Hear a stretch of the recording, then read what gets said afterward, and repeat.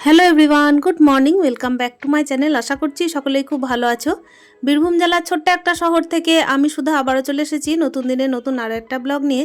তো সাথেই থাকো আমার। দীর্ঘ 2 সপ্তাহ যাবৎ কিন্তু আমি কোনো ব্লগ ভিডিও দিইনি। আসলে তোমরা তো আমার পরিস্থিতি জানোই, একা ঘরে একা সংসারে একটা সন্তান অলরেডি থাকা সত্ত্বেও আবার দ্বিতীয়বার মা হওয়া, এটা কিন্তু একটা যোদ্ধার সমানই বলতে পারো। কেন কি প্রত্যেক দিন সকাল থেকে কিন্তু আমার জীবনযুদ্ধ শুরু হয়ে যায়। আর দেখো, সেকেন্ড প্রেগনেন্সি চলছে মানেই যে আমি থেমে থাকবো সেটা তো নয়। প্রত্যেকটা মাই কিন্তু একটা যোদ্ধা। আর সেকেন্ড প্রেগনেন্সির ক্ষেত্রে যে প্রত্যেকের প্রেগনেন্সিটা একই রকম তা কিন্তু নয়। এক একটা ঘরে এক একটা গৃহিণী কিন্তু এক এক রকমভাবে প্রেগনেন্সি জার্নিটা আর কি নিজে পার করে। সেক্ষেত্রে কিন্তু আমারটা একটু ভিন্ন রকমেরই বলতে পারো। প্রত্যেকে শখে আহ্লাদে মানে বিভিন্ন রকমভাবেই কিন্তু প্রেগনেন্সি জার্নিটাকে এনজয় করে বলতে পারো। কিন্তু আমার ক্ষেত্রে এটা কিন্তু একটা জীবন যুদ্ধই। আর এতে যেন আমি কোনোভাবেই হার না মানি, সেটাই তোমাদের কাছে প্রার্থনা করছি। তো চলো দেখতে থাকো, আমার সাথে থাকো তোমরা। আজকের বারটা ছিল বৃহস্পতিবার, আর বৃহস্পতিবার সকাল সকাল কিন্তু স্নানটা সেরে ফেলেছি। আর দেখো, এই টাইমে কিন্তু আমার ছেলের একেবারে স্কুলটা বলতে পারো স্টার্ট হয়নি। মানে কি বলতো, এই ভিডিওটা না প্রায় কয়েকদিন আগেকারই ভিডিও। যাই হোক না কেন, তবে ওই যে বললাম 2 সপ্তাহ যাবত যে ভিডিও দিইনি তার মাঝেরই ভিডিও। তো চলো, এই তো দেখতেই পাচ্ছ, সেদিন কিন্তু আমার ছেলের স্কুলটা ছুটি ছিল। কি যাবত যে ছুটি ছিল ঠিক ইদানিং মনে পড়ছে না। তো যাই হোক, সেদিন কিন্তু স্কুল ছুটি ছিল, তো সেই কারণে কিন্তু ছেলেকে আমি কম্পিউটারে পাঠিয়েছিলাম। কম্পিউটারে পাঠানোর পর কিন্তু তারপরে একেবারে আমি স্নানটা সেরে ফেলেছি। আর এই তো দেখতেই পাচ্ছ, স্নান টান সেরে কিন্তু একটুখানি যে রোদে বসবো সেই রকমই একটা চেষ্টা। মানে কি বলো তো, এই যে ট্যাঙ্কির জল তো প্রচুর ঠান্ডা। আর আগে যেরকম আর কি ঘুম থেকে উঠেই কাজবাজ সেরে স্নান করে নিতাম, তো সেটা তো করছি। আর এই যে ইদানিং ঠান্ডা পড়ছে, তার উপর চলছে প্রেগনেন্সি, তো সেই ক্ষেত্রে কিন্তু একটুখানি যেদিন আর কি শরীর যেরকম থাকে সেরকম করবার চেষ্টা করছি।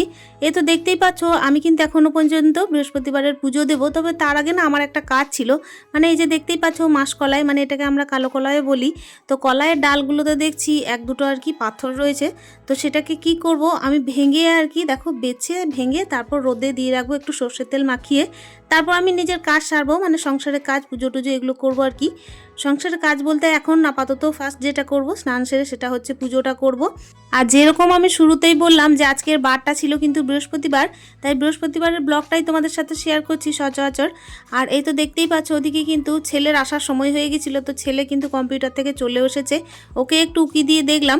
আর সকাল টাইমে না একটুখানি ভাবছিলাম যে সুজি করব আজকে। তো সুজিটা অনেক দিন যাবৎ খাওয়া হয়নি। আসলে কি বলতো, সুজি আনলেই কিন্তু সেটা খাওয়া হয় না, দেখেছি থেকেই যায়। তো ভাবলাম সুজির প্যাকেটে যখন সুজি এনেছি নতুন নতুন, তো ওটা করে ফেলি, তা নাহলে ওই আবার আর কি পোকা ধরে যাবে। তো চেষ্টা করছি পুজো টুজো দিয়ে তারপর এদিকে সুজিটা করবার। আর এই তো দেখতেই পাচ্ছ কী পরিমাণের পাথর থাকছে। ছোট ছোট পাথরগুলো না যদি বাছা হয় না, তাহলে ডালটা না একটু ধুলো ধুলো লাগে। তো চেষ্টা থাকে সব সময় যতটা পারা যায় ততটা পারফেক্ট কাজ করার।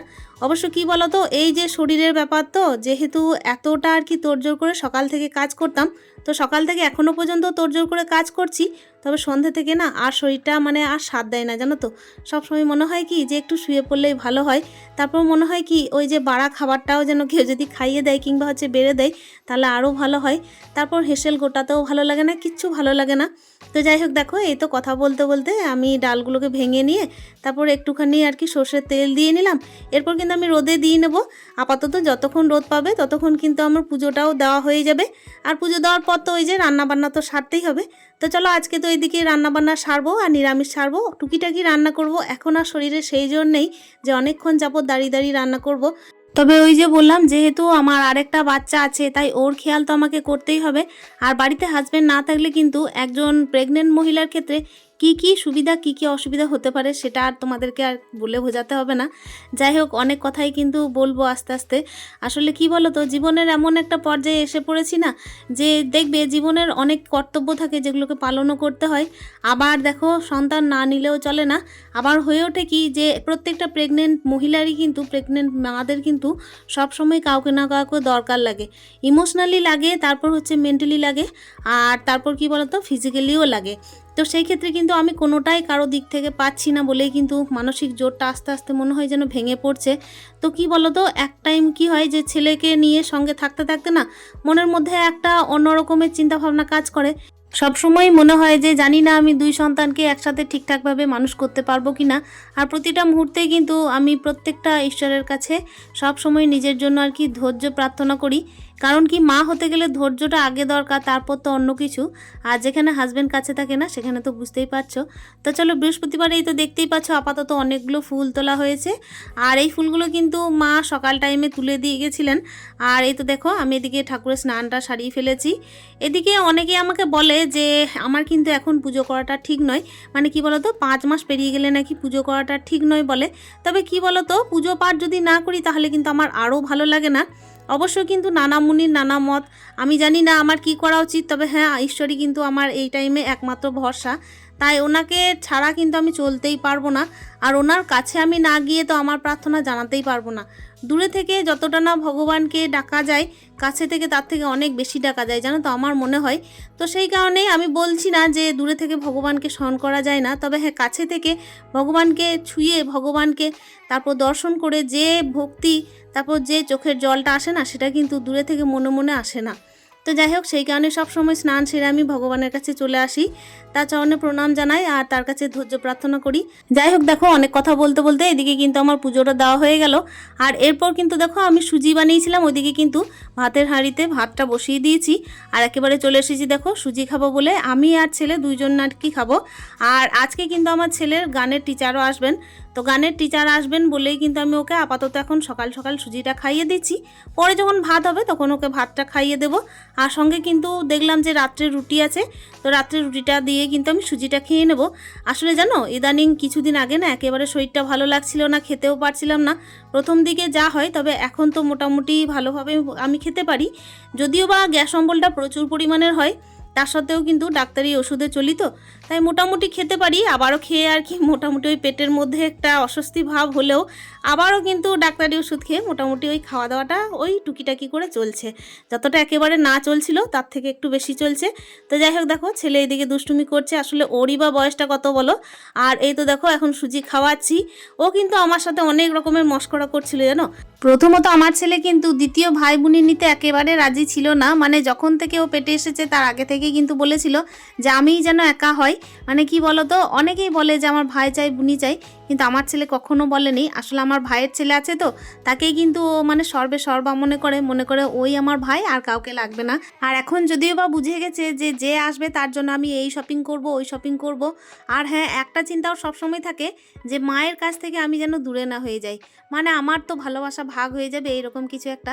জানি না যাদের দ্বিতীয় সন্তান আছে তারাই বলতে পারবে যে ভালোবাসা কি আদৌ ভাগ হয়ে যায়। তো সেই কারণেই না দ্বিতীয় ছেলের ইচ্ছা নেই। সবসময় কিন্তু আমি ঈশ্বরকে বলি আমার একটা মেয়ে দিও, তাহলে কি হবে যে আমার ছেলের ভালোবাসা ছেলের মতো থেকে যাবে, আর মেয়ের ভালোবাসা মেয়ের মতো। আসলে ওই যে বললাম যে প্রত্যেকের ক্ষেত্রে তো প্রেগনেন্সি জার্নিটা সমান যায় না। সেক্ষেত্রে কিন্তু আমার একা ঘর, মানে বুঝতেই পারছো, প্রেগনেন্সির পরে যখন ডেলিভারি হবে তখনও কিন্তু সেই জার্নিটা যে আমার একই রকম কাটবে প্রত্যেকটা নারীর সমানই, তার কি গ্যারান্টি আছে, তাই না? আমাকে তো পরনির্ভর হতেই হবে অন্তত 1 মাসের জন্য। তার সত্ত্বেও কিন্তু আমাকে দ্বিতীয়বারের জন্য মানে ভাবতে হচ্ছে যে আমার এই যে ছেলেটা স্কুল যাবে, খেয়ে দিয়ে যাবে, কিভাবে ওকে রেডি করব আর একজনকে রেখে, কিভাবে আমি নিজেকে ম্যানেজ করব, আর কিভাবে আমি রুটিনটা সেট করব। আসলে কি বলতো, ওই যে বললাম যেহেতু ঘরের মধ্যে কেউ থাকে না, সেহেতু কিন্তু আমি নিজের রুটিনে চলতে চাইলেও আমি হয়তো সেই টাইমে নিজের রুটিনে চলতে পারবো না। যে আসছে আমাকে তার রুটিনে চলতে হবে। তো যাই হোক, এইরকম চিন্তাভাবনা আছে। তবে হ্যাঁ, মনের মধ্যে না প্রচুর এক্সাইটমেন্ট আছে, তাকে দেখার ইচ্ছা, তাকে ছোঁয়ার ইচ্ছা, তাকে ফিল করছি এখন। তো সেই হিসাবে কিন্তু তার মঙ্গল কামনা বলো যাই হোক না কেন, সবসময় মনে হয় কি যে যতই কষ্ট আসুক না কেন আমি এই 2 সন্তানকে খুব ভালোভাবে মানুষ করব। আর ওই কারণেই তো আমি সবসময় ঈশ্বরকে চাই যে আমি যেন ধৈর্য নিয়ে থাকি। মা হতে গেলে যে অনেক ধৈর্য দরকার। প্রত্যেকের প্রেগনেন্সি জার্নি তো সমান যায় না, তবে হ্যাঁ প্রত্যেকেই তো মা, তাই না? তো যাই হোক, দেখো এই কথা বলতে বলতে আমার মাও এদিকে চলে এসেছেন। মানে চলে এসেছেন বলতে কি, মা তো এদিকে সকাল টাইমে আর কি স্কুল যান, তো সেই কারণে এদিকে রেডি সেডি হয়ে স্কুল যাওয়ার ব্যাপার ছিল। তো যাই হোক, দেখো এইদিকে আমার ছেলের গানের টিচার চলে এসেছেন, মানে তবলার টিচার চলে এসেছেন, তো ওইদিকে ও রেওয়াজে পড়েছে। আর আমি এইদিকে রান্না বান্নায় লেগে পড়বো। আসলে কি বলতো, হালকা ফুলকা টিফিন করেছি, তাড়াহুড়োর মধ্যে কিন্তু ভাতটাও খেয়ে নেবো, ছেলেকে স্নান করাবো, তারপরে কিন্তু দুজন মিলে ভাত খেয়ে নেবো। আর এই তো দেখতেই পাচ্ছ, এদিকে কিন্তু আমি আলু পোস্ত করব বলে কিন্তু আলু পোস্তটা কেটে নিয়েছি, মানে পোস্তর আলু কেটে নিয়েছি। আর এদিকে দেখো বেগুন ভাজা, পটল ভাজা করেছি। আর এই যে দেখো কলাইয়ের ডাল করেছিলাম, তো সেটাকে একটু ফোড়ন দিয়ে নিলাম। আর রান্নাটা না আজকে মানে কি বলতো, অনেক কিছু করিনি, খাবার টাইমে পাঁপড় ভেজেছিলাম। আর এই যে মূলো আলু পোস্তটা করব বলে আমি তেলের মধ্যে ফোড়ন দিয়েছিলাম। তো তারপর কিন্তু আমি ওটাকে সিদ্ধ করে রেখে দিয়েছিলাম। মানে কি বলতো, এখন তো আমি পোস্তটা শিলের মধ্যে বাটতে পারি না, তাই মাসি ওই কাজ করতে আসেন, তখনই কিন্তু মাসিকে বলি মাসি একটু বেটে দাও। যেহেতু টুকিটাকি রান্না, সেই কারণেই কিন্তু রান্নায় আমার সেইভাবে সময় লাগেনি। আর পোস্তর আলুগুলো আর মূলোগুলো সিদ্ধ হওয়ার পর কিন্তু আমি এমনি ঢাকা দিয়ে রেখে দিয়েছিলাম। মাসি এসে তারপর কিন্তু যখন পোস্তটা বেটে দিয়েছিল তখন মিশিয়েছিলাম। আর খাওয়ার টাইমে আবার পাঁপড় ভাজা করে নিয়েছিলাম। তো এই দিয়ে কিন্তু আজকে লাঞ্চটা সেরেছিলাম। তারপর কিন্তু একটু দেখতেই পাচ্ছ, কাপড় তুলতে এসেছি মোটামুটি ওই 4টের পরে।